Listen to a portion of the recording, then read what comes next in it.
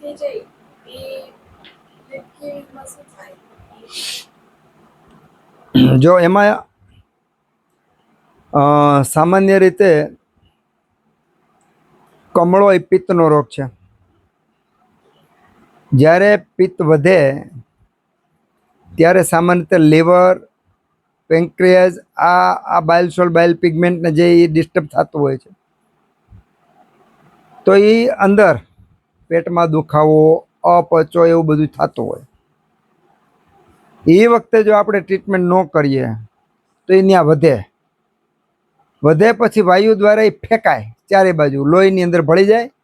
લોહી ભળી બધા શરીરમાં જ્યાં જ્યાં આપણે મેં વર્ણન કર્યું એ પ્રમાણે પિત્તના જે લક્ષણો આપણને જોવા મળે. અંગ પ્રત્યંગમાં લક્ષણો મળે, સ્વભાવમાં લક્ષણો મળે. પિત્તનો એક ગુણ છે કંડુ, ખંજવાળ આવે. પિત્ત વૃદ્ધિમાં કંડુ આવે અને કફ પ્રકોપમાં પિત્ત વૃદ્ધિમાં કંડુ થાય, કફ પ્રકોપમાં કંડુ થાય. તો આમાં ખંજવાળ આવે તો કમળો જોઈએ, કમળાવાળાને ખંજવાળ આવશે. તો એ થયો શાખાગત. હવે શાખાગત થયો તો જેને કમળો મટાડતા ન આવડે એ શું કરે કે ખરેખર રીતે હોય કે આ શાખામાં ગયેલો હોય ને એને ફરીવાર પાછો કોષ્ઠમાં લાવવાનો હોય. જે પિત્ત શાખામાં ગયો તો શાખામાંથી કોષ્ઠમાં લાવવાનો, કોષ્ઠમાંથી બહાર કાઢવાનો. આ સાચી ચિકિત્સા છે.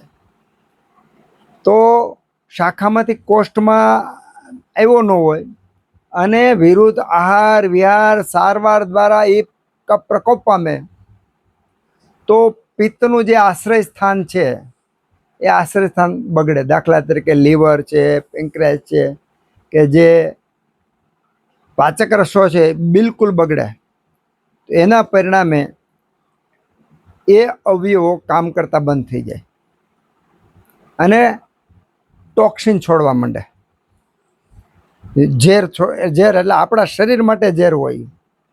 એટલે એને આપણે કમળી કહીએ છીએ, જેના કારણે લીવરની સાઇઝ પણ ખૂબ વધી જાય છે. કારણ કે લીવરમાં ટોક્સિક ખૂબ જમા થઈ જાય છે.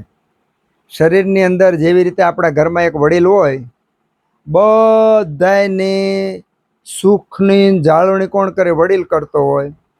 અનુકૂળતા બધાને ઊભી વડીલ કરતો હોય. આખા ઘરનો અબજશ વડીલ લેતો હોય. એમ આખા શરીરની જરૂરિયાત જ્યાં કાંઈ જે છે બધું લીવર કરે.